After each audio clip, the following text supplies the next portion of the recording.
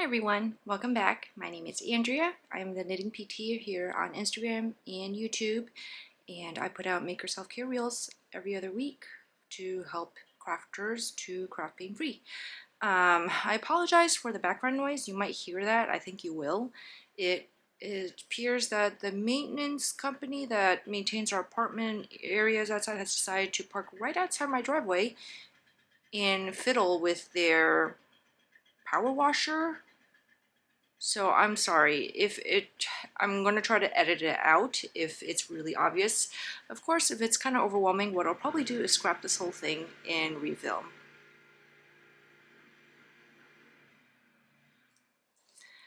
All right, I am back.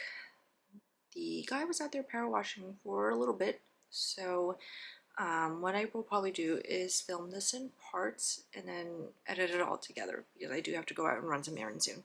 But I did want to kind of get started, especially because the lighting is good today.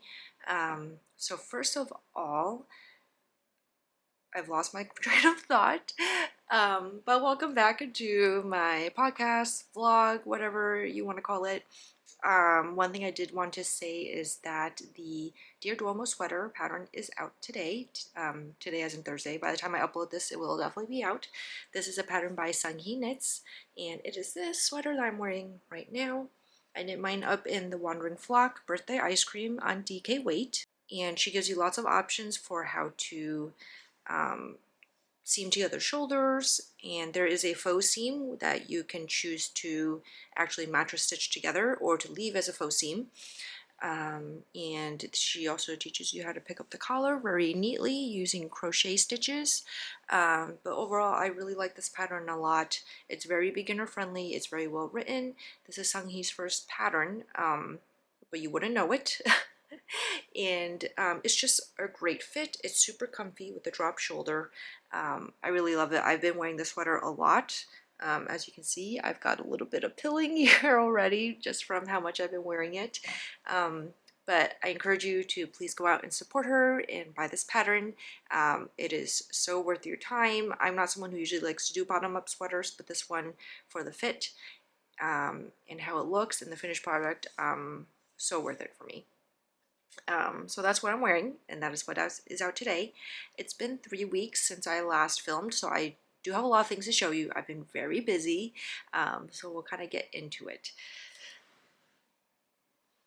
So first, I have also finished 2 sweaters in the 3 weeks since I've last talked to you all. So the first is my December Monet sweater. Right here. So this is the last sweater in my Monet collection that I was working on all of last year. It is very bittersweet to have it done. It's been a lot of fun, and it's been very creatively challenging for me, and I've really enjoyed it. I am ready to have a break from having my own deadline set, but yeah, there will be a special episode that I will film in the future where I go through all 12 of the sweaters that I made or garments that I made with the Monet collection from the Red Pansy. And I'll be going through all the patterns and details of everything. I'll give my reviews of, you know, my favorite knit, my favorite colorway, that kind of thing. And I do have a special photo shoot that Kelly and I of the Red Pansy will probably be doing together in the future. So stay tuned for that. So this is the Javelin pullover by Teti's Knit Garden. I test knit this for her. This pattern is coming out in May. It's this beautiful textured yoke. And then you've got the same texture at the bottom hem and at the hem of the sleeves too. So you'll see if you look at the hashtag on Instagram, a lot of people did this in a solid colored yarn. I was a little bit more adventurous and chose to do in a variegated, but I think it worked out really well because my variegated is not super crazy, and it still shows off the texture quite well. And you know, it was a good combination. I think the yarn and the pattern didn't overpower each other. So again, this colorway is the Red Pansy December Monet collection, and this was based on the painting. I don't remember what December's painting was, but I will pop it down below, as well as a picture of the painting so you can see the difference.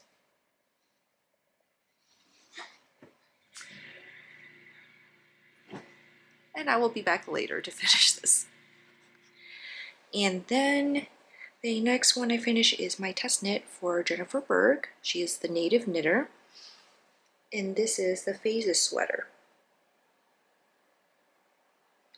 So look at that gorgeous yoke. So again, the yarns I used for this is a DK weight short sleeve tee, and the yarns I used, this one is the Dwarf Fibers, one of a kind rose gold. This dark kind of moussey brown color, taupey brown color, this is Amanda Hope Yarns and Chocolate Mousse. The dark gray is House of Alamo Tailor Suit. The light gray with speckles of color in it is Plank and Stella, Pirate's Lost Booty. And then this peach color is also Plank and Stella Send Nudes. And so last time I'd spoken about how I'd run out of this peach color for my body, and I was trying to figure out what to do next. So what I'm doing was adding the stripe detailing down at the bottom again before I did the hem. And I can't take credit for this modification. Actually, Jennifer Berg herself suggested that I modify it this way. I had tried just knitting more of this cuff, this hem color, before changing to the hem, but it just looked strange. So I'm really glad that she gave me the idea for the stripes, because I think it really pulls the whole thing together. Yeah, and it's a very cute design. Again, what I did was all my yarns except for the rose gold were all fingering weight, so I held them double to get gauge. And this is a great way to stash bust, especially with a lot of single skeins of fingering or single skeins of DK. Really, this design is a great stash busting design. You need 5 colors to kind of just put us all together, or you could even use less colors if you want. I think some testers used 4 colors instead. So yeah, you can just kind of switch around the color work a little bit to get what you need. So yeah, this design will be out in May, I believe, so keep a lookout for it then. So that is what I've gotten finished, and in the meantime I've been really busy working on a lot of whips. I was thinking at first, like, I've kind of gone overboard a little bit. Cast-on-itis really got to me, which, if you don't know what cast-on-itis is, it is basically the condition where you want to cast on everything and then you do. I have cast on 4 garments in the past 3 weeks. I have plans to cast on at least 1 more because I am in another test knit that I do need to get started for as well. So soon I will have 5 whips. But yeah, but I figured, you know what, it makes for interesting podcast material for you guys to watch. And it has not gotten to a point yet where I feel overwhelmed. It is still at a very manageable place where I am feeling like I have a good variety to choose from, to work on. I've got projects for different occasions. Like, I've got projects where I need to concentrate a lot more. I've got projects where I can mindlessly knit, projects that I can take out and about with me. So that's really nice. So yeah, so let's just get into it. So the first one I finally got started on the Jones cardigan for my dad. So Jones cardigan is a pattern from Tin Can Knits, and it is a cabled and moss stitch cardigan. And so here it is. It is knit bottom up, and so clearly I'm still on the bottom. And let me just show you this right here. Look at that. The cables are very squishy. This cable down here is a little teeny tiny because I forgot to change my needle size. And by the time I discovered it, I was 2 rows in already. And looking at how long this is like 250 to 300 stitches, I think. I did not want to rip out 2 rows of that and redo it. So I just switched halfway through and went on, and it looks fine.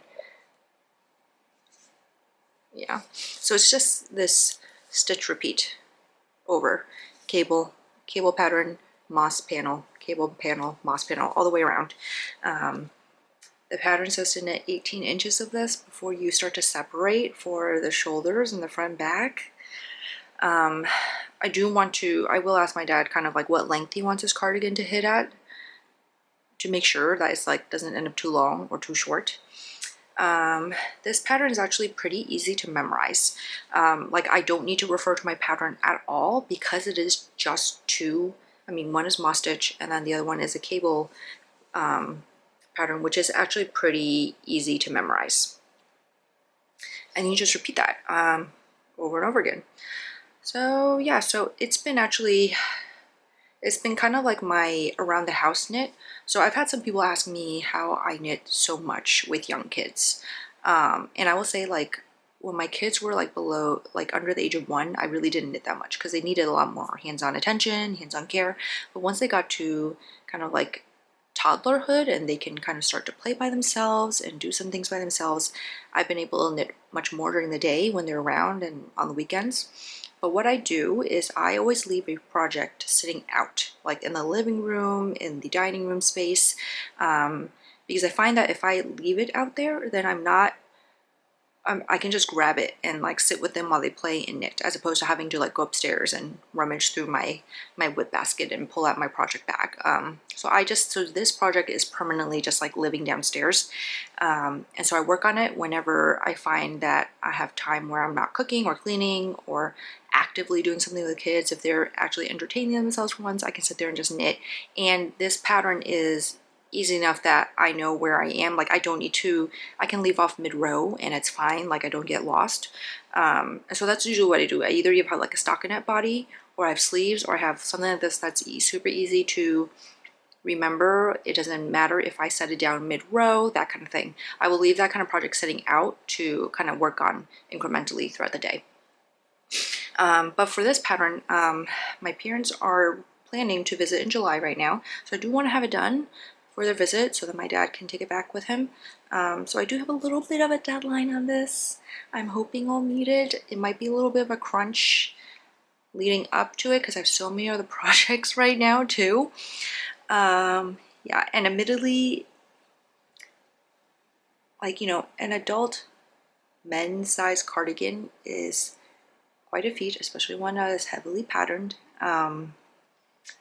So yeah, so I'm making a goal right now that every day I knit a few rows of this, just so that I'm like continually making progress over time. Yeah, so that is the Jones cardigan, and this yarn is Madeline Tosh, and this is the colorway. This is the colorway. I had it. This is not it. Hold on. This is the colorway Stovepipe, and this is on DK, Tosh DK. This beautiful tonal, semi-tonal, dark blue. Yep. So that is whip number 1. Whip number 2 is this test knit for Sari Nordlund. So I am getting to test knit for Sari for the first time, and I'm really excited about that. So I'm looking for some needle stoppers just so my stitches don't fall off while I show you here. So this is her test knit for the Poetry pullover, and it is in all over lace pullover. Here it is. Look how pretty that is. I'm going to stretch that a little bit so you can see that lace design. Look how beautiful it is. It's got a fold over cuff here, and the pattern is written for DK weight yarn. I am using Sport, just because the DK weight that Sari used for her sample is like a light DK, like a woolen spun light DK, so not like a heavy DK. And so I figured actually that I could probably substitute Sport just as well. I did get gauge, and I like the fabric I'm getting. This is on US 4s, so it's smaller needles. So yeah, I'm quite liking it. And the yarn I'm using is from Camellia Fiber Company, and this is in their Merino Sport base, and this is the colorway Moonflower, which I don't know if it's an undyed base. I'm not sure actually. But yeah, it's this beautiful cream. So right now I am just almost to the point of separating for the shoulders. Yeah, and I've actually already used like one whole skein of Sport weight for this, so we'll see. What I'm probably going to do is knit the whole body to the length I need, and then figure out my sleeve length from how much yarn I have left over. So that I'd rather I prefer having the body length I need rather than the sleeve length. Like sleeve length, I'm more variable about. Like I don't mind bracelet length or like elbow length or halfway between bracelet and elbow length sleeves, or 3/4 sleeve, that's what they're called. But for body length, if it's too short, I definitely don't wear it as much. So yeah, so I think it's going to be a very beautiful kind of springy sweater. And I like that I chose sport because then it's a little bit lighter weight. With the lace, it's very breathable then, and I think it's going to be very stunning. This is definitely a pattern where I do need to concentrate a little bit more to work on it.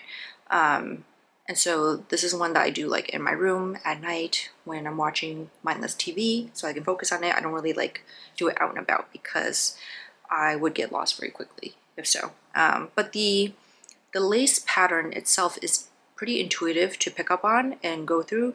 Like I'm finding that once I do like 1 or 2 repeats of each row, I can remember what I'm doing for the entire row. And then I just need to refer for the next row and that kind of thing. So I do have to have my chart in front of me, but it's not so confusing where I'm referring to it constantly, if that makes sense. So this is, again, Poetry Pullover by Sari Nordlund and Camellia Fiber Company. And this brings me to kind of why I have so many whips too. So if you haven't heard, Amy Sher of Amy Sher Makes, she is hosting a knit along for, it started April 12th and it's running through the end of May, I believe. I think it's 7 weeks long, and it's the Knit Diverse Knit Along. And she hosted one last year. I didn't know about then, but this year she's hosting again, and this year it is focusing on Asian and Asian American and Asian AAPI, Asian American Pacific Islander designers and makers. And so your projects will qualify for this if you are either using a pattern by an Asian or Asian American or AAPI designer, or yarn from an Asian or AAPI dyer. And it is a knit along where FOs are not required as long as you just keep posting your whip photos. Those are your entries for the weekly drawings. I find it really wonderful that Amy is not making it an FO required knit along because, you know, for larger sizes, it will take longer to finish something, especially if you're knitting a garment. And so I really like how inclusive it is in that aspect.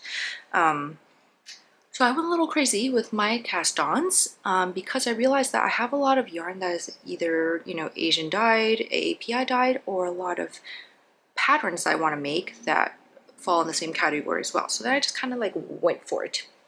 So Camellia Fiber Company is by Sylvia. She is an AAPI yarn dyer. And so this was my first time using her yarn. I have stashed her yarn multiple times, as you have seen, but this is my first time actually casting it on. And I'm really loving working with it so far.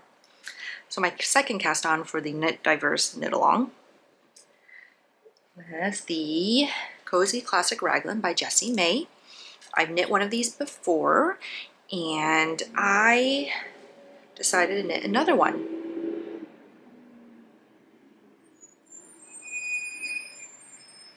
The recycling is here now. It's quite a busy day in our neighborhood.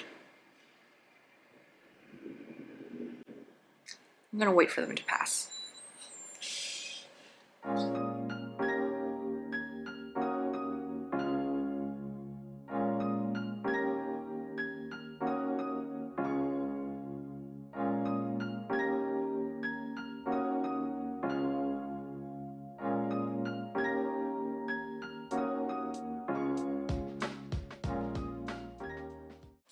Alright, I think they're finally gone, but I'm seeing that same landscaping truck pull up that was power washing earlier.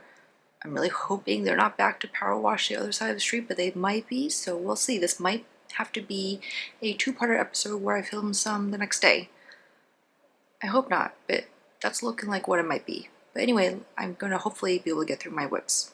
So my next whip that I cast on, again, is the Cozy Classic Raglan by Jessie May, and here it is so far. So this is in Explorer Knits in her Carlsbad worsted base, which is a 4-ply merino, and it, so I cast this on. You're probably going to recognize these colorways because I only showed them to you in my video last time. And what I discovered afterwards is that I had bought the same colorways as the colorways that Allie and Jackie of Woolen Oaks were using for their Friendship Cozy Classic Striped Raglans, which I'd been admiring, but hadn't realized that I'd bought the same exact color palette. And when Jackie told me, she was like, you should twin with us. And so I'm like, I'm not going to say no to that. And so I cast on to twin with them. And so the order I'm doing is first Nightfall, which is this, it's interesting to me because it photographs and it's looking on camera very kind of this teal blue, but in person it's actually leans more green to me. But it's interesting because I can see in the photos it shows up very blue, but in person it leans a little bit more green. And so anyway, like I kind of love how that color kind of changes all around. Anyway, so this is Nightfall, and then next I'm going to do Linen, and I'm aiming to do 5-inch stripes so that I can just have 4 blocks of 5-inch stripes and use up my 4 colors that way and not repeat. So we'll see. And so I'm working on Linen right now. And then next I will use Daybreak. And then I'll end with To the Stars Who Listen. So together it will look something like this. Yeah, so I'm really excited. This is worsted, and Jessie's pattern is written for DK weight, so I am modifying a little bit. I went up a needle size to just get a more drapey fabric too. And yeah, I'm really excited. I'm really excited for this sweater. I really love how it's working up so far and how the fabric is looking. It's not too stiff, but not too drapey. Yeah, and as always, I love those lifted increases in the pattern too. So yeah, so that is my second cast on. My third cast on for the Knit Diverse Knit Along is the coloring book Raglan by Amy Sher. She released this pattern fairly recently, maybe just a month ago. I have been dying to cast one on. I heavily regretted not testing it for her, but I really couldn't test it with all the other test knits I had going on, so I was being very responsible. But I cast on and I used some of my Coast to Coast yarn that I bought in Portland. And so here it is so far. I apologize, I've got it on shorter cables, so you can't really see that well, but look at how beautifully this is knitting up with all the speckles in there. So this colorway is Red Panda from Coast to Coast. This is DK weight, and this is her Superwash Merino DK 4-ply. And then my contrast for, so I'm doing this View B, which is basically the raglan, and you've got stripes on the body. And then I'm doing it with a wide elbow length sleeve. So my stripes, I'm using Kodiak Bear.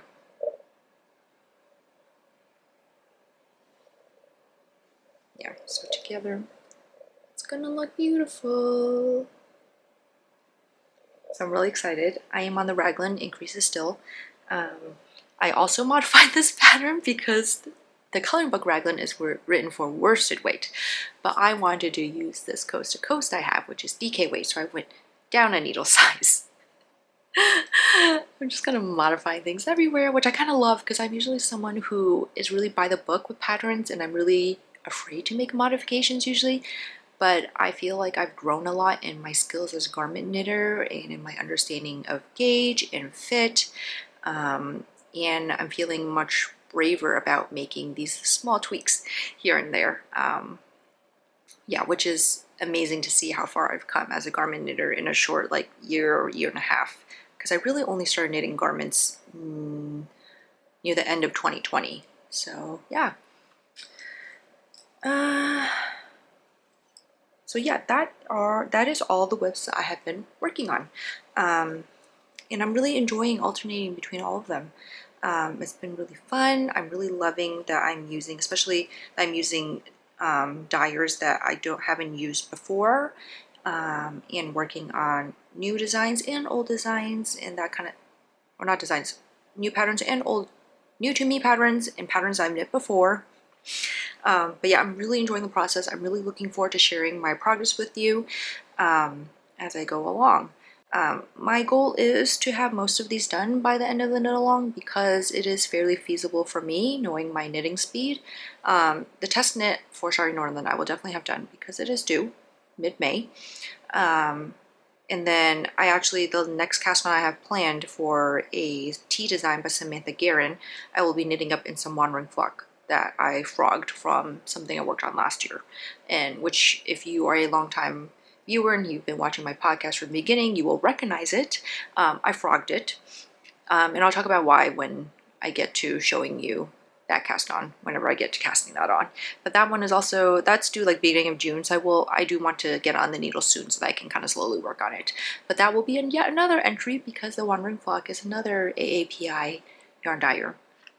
So yeah, just kind of going crazy over here, supporting my fellow Asian makers and AAPI makers and designers, and I'm really loving it. I'm really loving it. I think I didn't realize how many AAPI and Asian makers and yarn dyers I had followed and supported until this knit along, where it made me really like think about it. And then I realized I have quite a good amount of my stash is from AAPI yarn dyers, and there are quite a lot of designers that I follow and that I make patterns from. So that was, I guess, reassuring to see that I am kind of being diverse in my support of fellow makers and designers. And I love that this is an opportunity to lift them all up and to highlight them. Yeah, so I hope that you are joining us. And if you are joining in the knit along, I'd love to hear what you're making, so go ahead and pop that down in the comments if you like. But yeah, anyway, so that's it for my whips. I do have some acquisitions to show you, both yarn related and yarn adjacent. So let's get to that, because I also see that that truck has left. So thank goodness. I cannot handle any more disruptions, honestly. Okay, so first of all, I've got some club yarn to show you. So this is from the Red Pansy, her Georgia O'Keeffe collection. This is March, and this was based on the painting White Iris.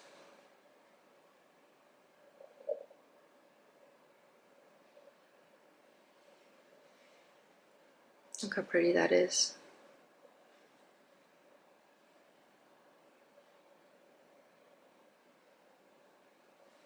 I got a DK weight. I did have someone ask me what I plan to do with all these single skeins of DK. The answer is I don't know yet.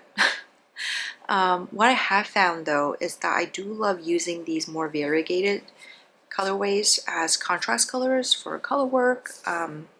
So that might be what I end up doing, is using these for future projects where I just need a skein of contrast color. I have also thought about the idea of making like a color blocked or striped pattern with all of these too. So yeah, who knows? I'm just kind of leaving it up in the air and just letting them sit in my stash and seeing what they pair with eventually. Yeah. I guess I'm going back a little bit more towards my original way of stashing, which was just buying single skeins of things I liked, except that now I think I am more adventurous and I have a more expanded idea of what I can do with my stash. So I feel okay with that. Yeah, but yeah, look how lovely this is.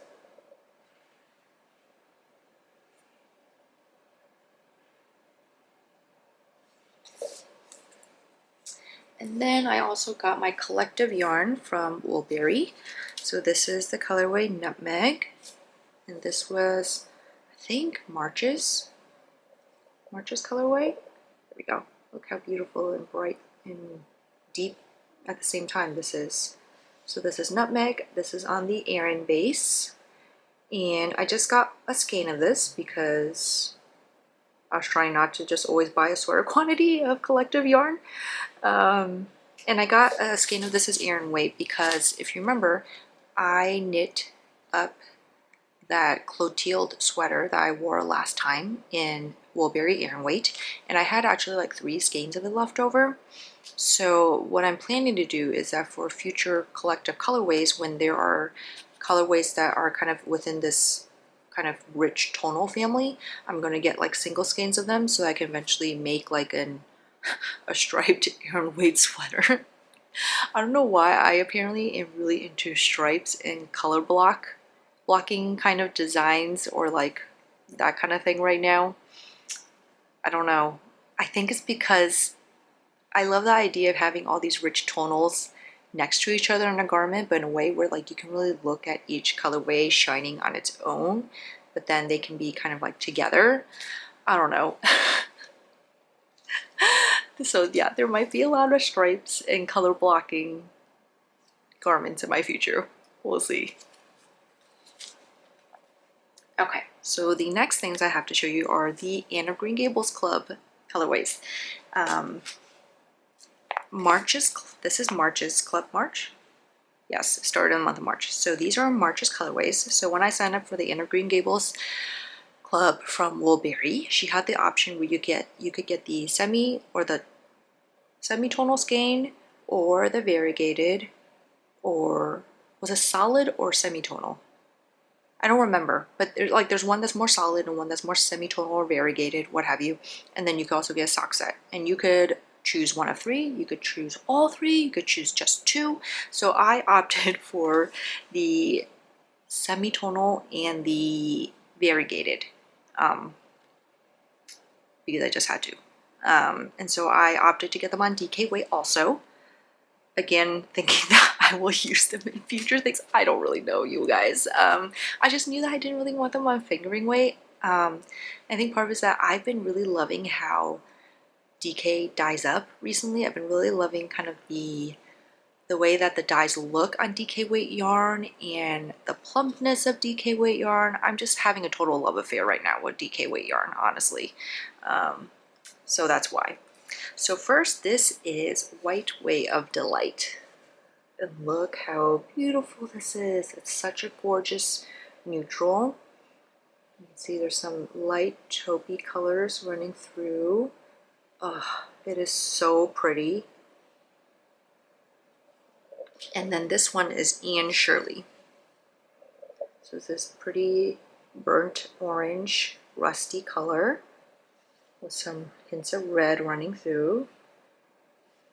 It reminds me how Anne always wished for her hair to deepen into an auburn color. So it's kind of got some of those deeper colors, but still that, you know, carroty orange a little bit too.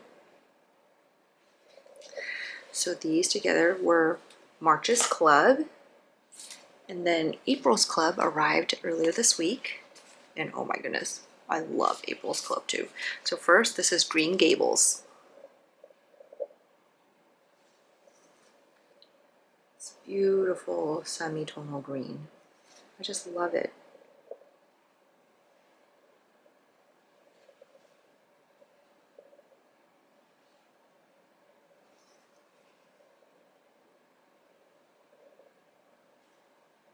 It's showing up a little lighter on camera right now, I think.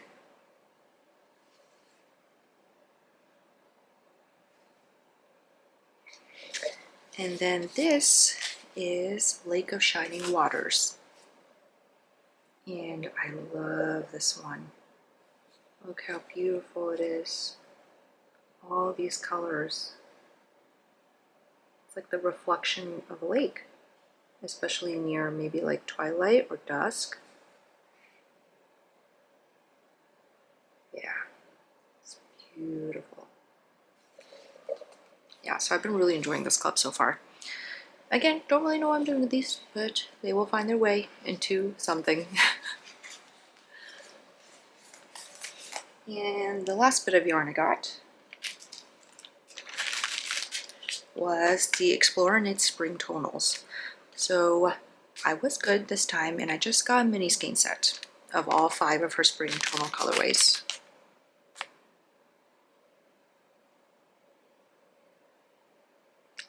And I decided to do that because I couldn't quite choose one, but at the same time I knew that I didn't need a sweater quantity of a tonal. And so I decided to do mini skeins because these will be great for color work. I could use them all together in a multi-color work pattern. So yeah, I'm pretty happy with this decision I made. Okay, and so the last few bits of things I have to show you are some knitting adjacent purchases. So first was I got my This is the Mush Club pre-order, and these were the stitch markers from Hello Lavender.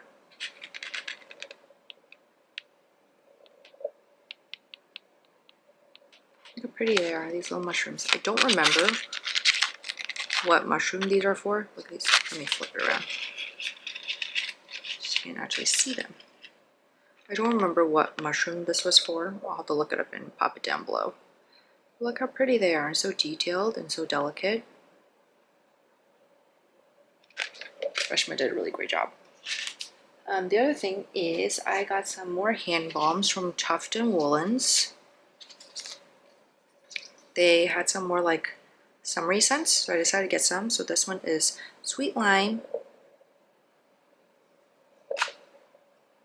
It's definitely like a sweet lime smell. It has a hint of like basil in there too, which I love.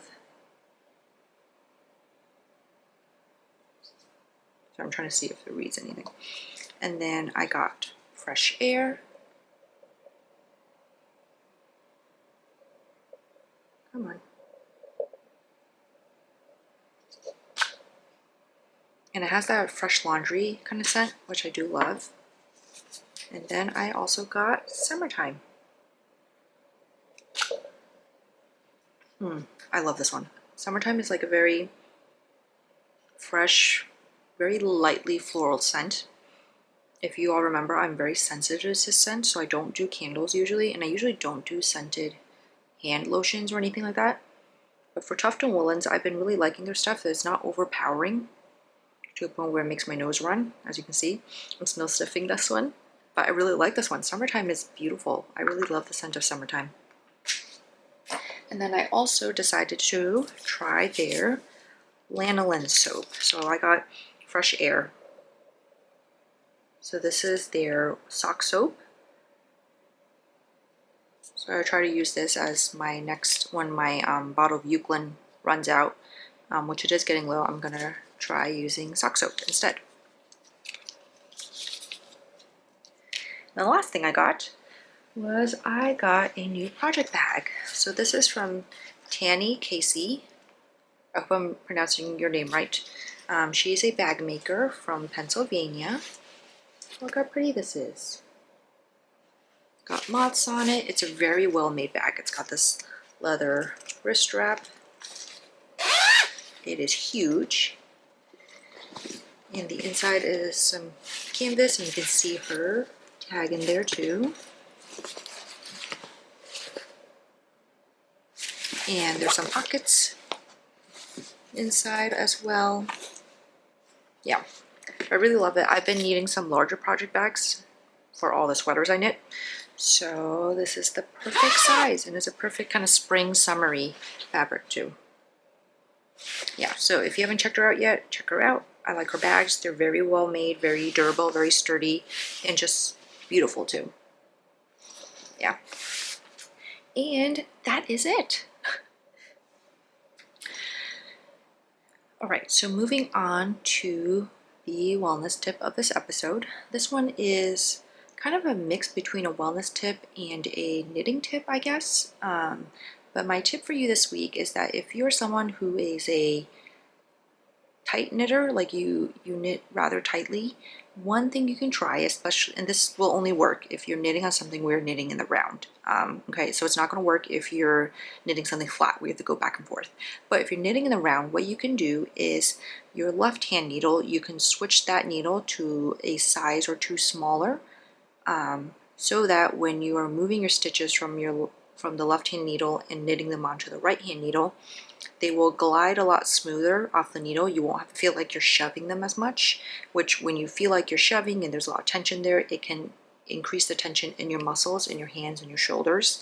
But then you'll still be keeping engaged, because when you go to move them onto the right needle and you knit them on, the right needle is the right needle size, and so your gauge will be consistent. But then at least when the stitches are coming off the left hand needle, they will glide a lot smoother. So that's my tip for you. I know, super short, and I'm still labeling a wellness tip because this is something to try if perhaps you're finding that you're having a lot of tension in your left side of your body, especially your shoulders and your hands, and you're knitting them around, and perhaps you feel like you're using a lot of energy pushing your stitches along onto the needles, try that out and see how that works for you. If that helps to alleviate any of the tension and stress that side of the body is feeling. But again, only a viable option if you're knitting the round. Like if you're knitting flat back and forth, that will not work, because then when you go to turn your work around, you're going to end up with the wrong needle size. So yeah, so only for knitting the round. Okay. But yeah, so I will see you guys next time. Let me know in the comments below again if you are also participating in the Knit Diverse Knit Along. And I will see you guys next time. Happy knitting.